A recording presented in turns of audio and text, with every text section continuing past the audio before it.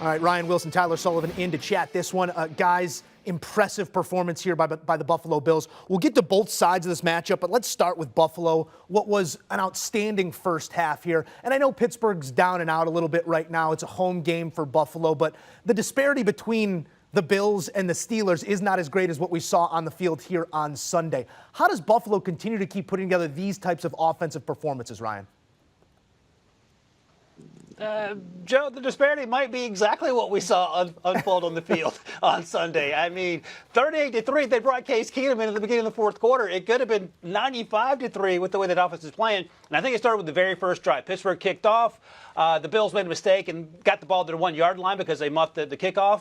3 plays later, we saw that highlight that you talked about, the 98 yards to Gabe Davis, and they were off to the races. No answers on the other side for the Steelers, and I think at the end of the day, here it is. And by the way, there's 2 guys that he beat in coverage. They were both replacements for starters who were out. No excuse, just making a note of that. But this happened again and again and again. We see just the arm talent, not only on the short and intermediate throws, but these deep throws. Gabe Davis wrestles away from Minkah Fitzpatrick. You don't see that every day. And it just didn't stop. The barrage came, and there was no answers for it on the Pittsburgh side. And I think this is a warning shot for next week's matchup against the old Kansas City Chiefs. Now, obviously, we know at the 13 seconds, Chiefs aren't concerned, at least not yet, until they go to the film room on Monday. But this is a lot of great football, and this is how you want to see great teams play. You don't want to see them keep these games close. You want them to blow the doors off an opponent who's obviously overmatched, and the Bills did that from that 98-yard touchdown to the very end of the game. Yeah, you get a little bit nervous going into a game like this, especially like Ryan, you were just saying, the Bills get the Chiefs next week. Could this be a little bit of a look-ahead kind of game where all of a sudden it's 14-point spread? Does Pittsburgh cover in this game? No, this Bills offense is just an absolute wagon. And for me, it's particularly encouraging to see Gabe Davis get involved the level of which he did. I mean, obviously, you're not expecting him to go off like he did on a weekly basis like he did on Sunday, but this is a guy that had 1 catch last week, 4 catches over his last 2 weeks, and still the volume maybe not be there, but the production now is starting to really pick up 2 absolutely massive deep threats. And remember, we're talking about that game against Kansas City. He was the one going off in this game, but as they start to get that rhythm between Gabe Davis and Josh Allen, it will just add another layer to this offense of the Buffalo Bills that makes them the most lethal offense in the NFL. Obviously, Stephon Diggs is going to get his. The backfield today was running particularly well. I think Devin Singletary had around 7 yards per carry. It was absolutely, again, just a factor for them in this win. But also, Zach Moss is getting a part of this, and James Cook, I think, ran for a touchdown as well. I mean, this team is really clicking offensively, and it's not just Stephon Gilmore and Josh Allen show. There are other pieces now contributing to the scoring output, which, again, just makes them that much more dangerous as they take on the Kansas City Chiefs next week. Yeah, to that point, appears to be no ego really on that offense. Everybody eating, especially here on Sunday. And you mentioned the Chiefs. I'm not sure Patrick Mahomes as the quarterback of the Steelers would have changed the outcome of this one, guys, but I do want to examine the quarterback decision for Pittsburgh because it felt in a way that first career start for Kenny Pickett, he fared okay. I mean, threw for 300 plus, had no touchdowns but an interception. But was this mismanagement by Mike Tomlin in your eyes, Tyler, when you take a look at the situation that this rookie was thrust into?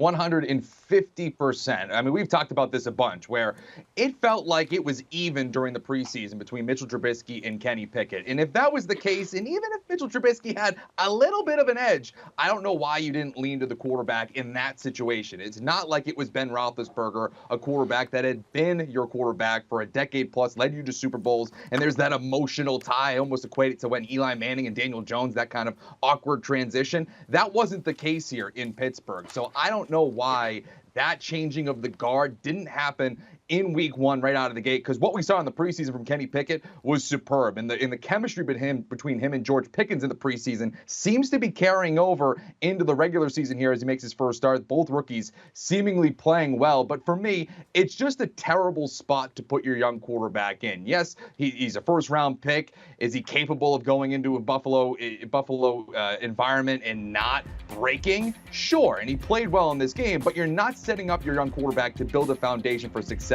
in this game. You know, obviously the Bills are expected, the betting favorite to win the Super Bowl this year. Buffalo itself is the most insane environment in the NFL, one of the best home field advantages across the league, certainly in the AFC. And to put your young quarterback in that type of a situation when it was pretty clear that Mitchell Trubisky wasn't going to be the long-term answer, even as early as the summer, you have to have some questions there as to why they didn't go to Pickett earlier. Yeah, the Steelers are now on their first 4-game losing streak since 2016.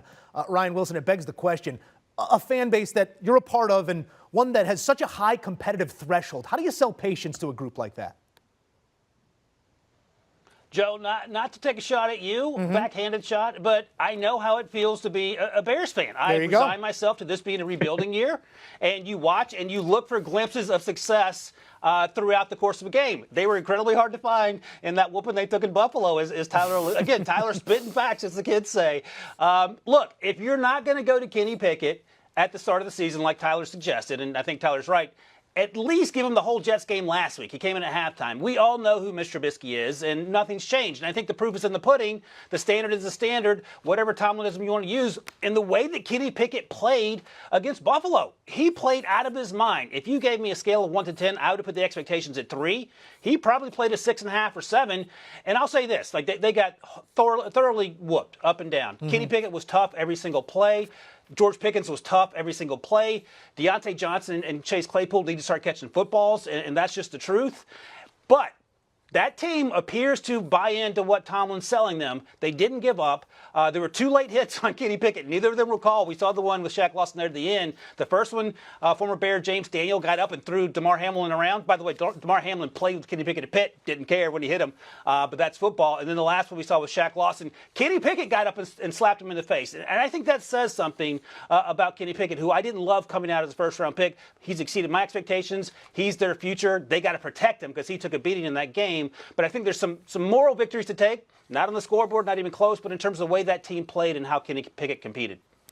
Like a true Bears fan, finding wins within the losses, but beware the rebuilding year. It can turn into a decade.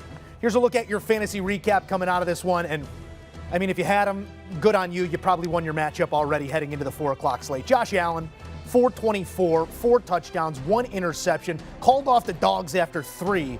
Good for 42 fantasy points, or high score out of the 1 p.m. slate. Do you want a sports network that delivers everything that matters about the game? The highlights, the picks, the instant analysis, no yelling, no fake debates, no politics. Hit the subscribe button and never miss a moment.